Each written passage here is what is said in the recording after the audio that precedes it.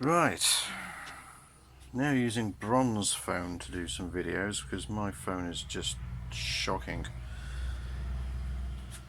Bloody mistake I made was allowing automatic updates. Now it's just filling my phone full of apps that I'm never going to use and updates and shit, and basically rendered it useless. But it's time for a new phone anyway. So anyway, got my pins in, bearing that end, bearing that end, still missing a bearing and a seal off the end, but that will come later. Got the inlet follower and exhaust follower in. So you can, inlet opening and inlet closing followers. Now all these followers are the same design, whether they're inlet or exhaust, but I've marked these two up as inlet and the other two as exhaust, so I don't mix them up after I've measured for shims, because they have to be that accurate really. Always match your parts up and don't go changing them around. So what I've got in here is a closing shim with a red paint on the top, valve, no valve seal, just a little O-ring in the bottom there just to stop the valve falling out of the guide, and then we have the closing shim with the red paint on it. So these are the shims I have, and there's a bag of closing shims of various sizes, there's a bag of opening shims of various sizes. So what I've done is I've measured all these shims using a micrometer, and found the smallest opening and the smallest closing, and that's what's in here. So see if I can do this one-handed. So as I rotate the cam, you can see the valve going up and down.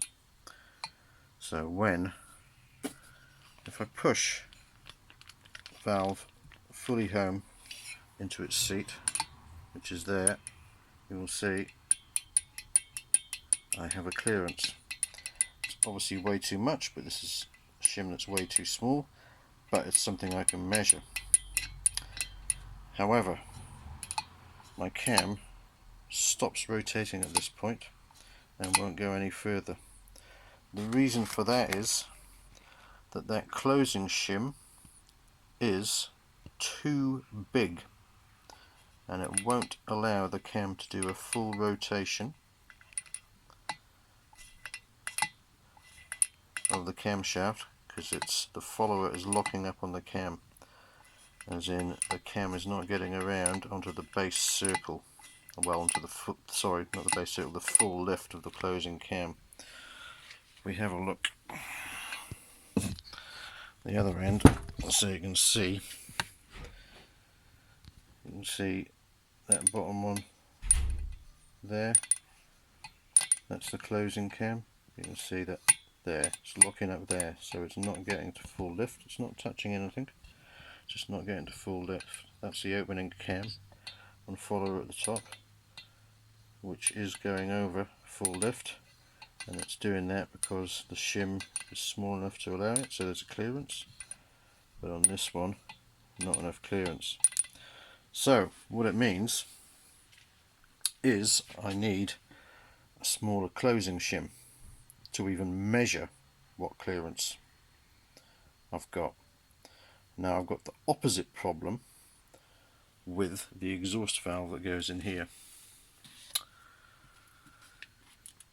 The opening shim is not small enough on the exhaust valve.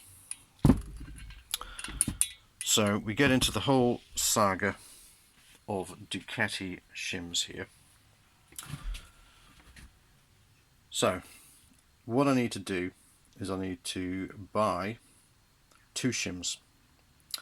I need to buy the smallest opening that Ducati make, which is 2mm, and the smallest closing, which is 2.2mm. Now if you use the Penta part numbers, like the 1984 part numbers for these shims, you won't find anything other than that dealer in Holland.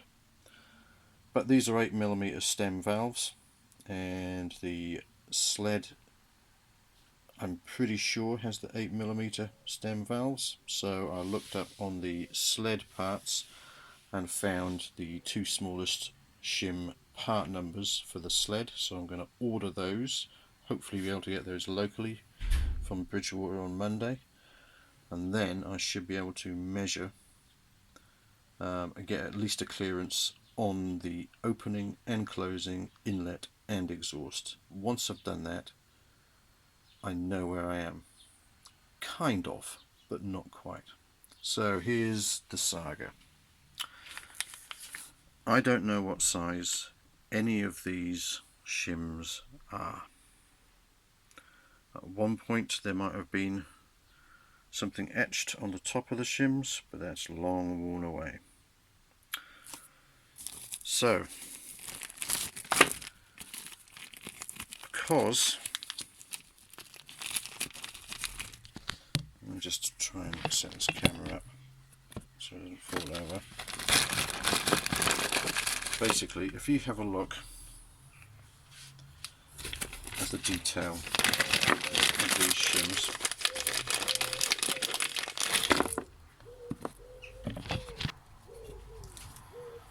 so here's a closing shim, and if we can focus on that, come on. It's got a wee step inside it where the collets in here, see the little collets where they register onto. So what size is that? How do you measure it? Well, you've got a similar situation on the closing shim, on the opening shim. So what is the measurement? What is the measurement that Ducati reference on their part numbers? Don't know. What you need is this, a valve clearance tool. So these fellas I've just bought. I've never needed these before because I've always managed to obtain shims with a size printed on them. So this one, that step, fits in your closing shim like so, and then you stick a micrometer over it and measure the whole length. Similar thing with the opening shim, stick the gauge in, measure the whole length. But that doesn't give you your shim size, does it? That gives you some arbitrary size,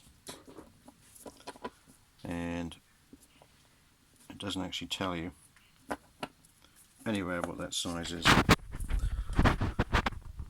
So if I measure those, it gives me a number.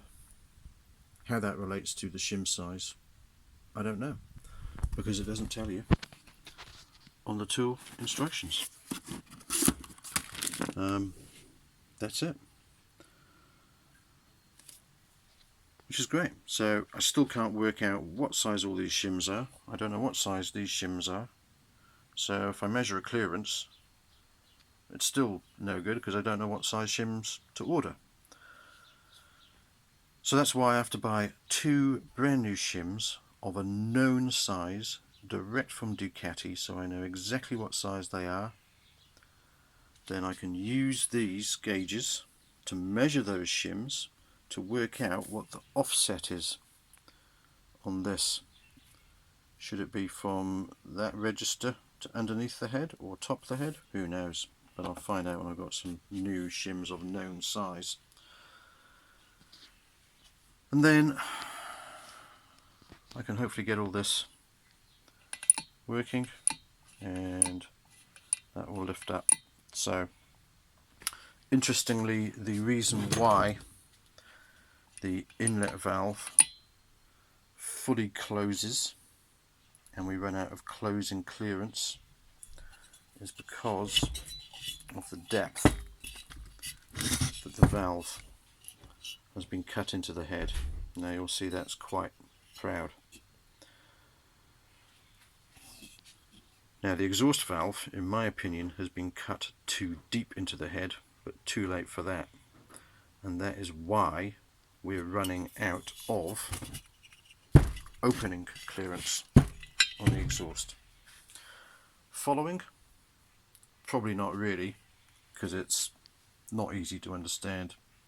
It's really complicated, and I've probably just about had enough for the day, to be honest, because I can't really go much further. So sayonara.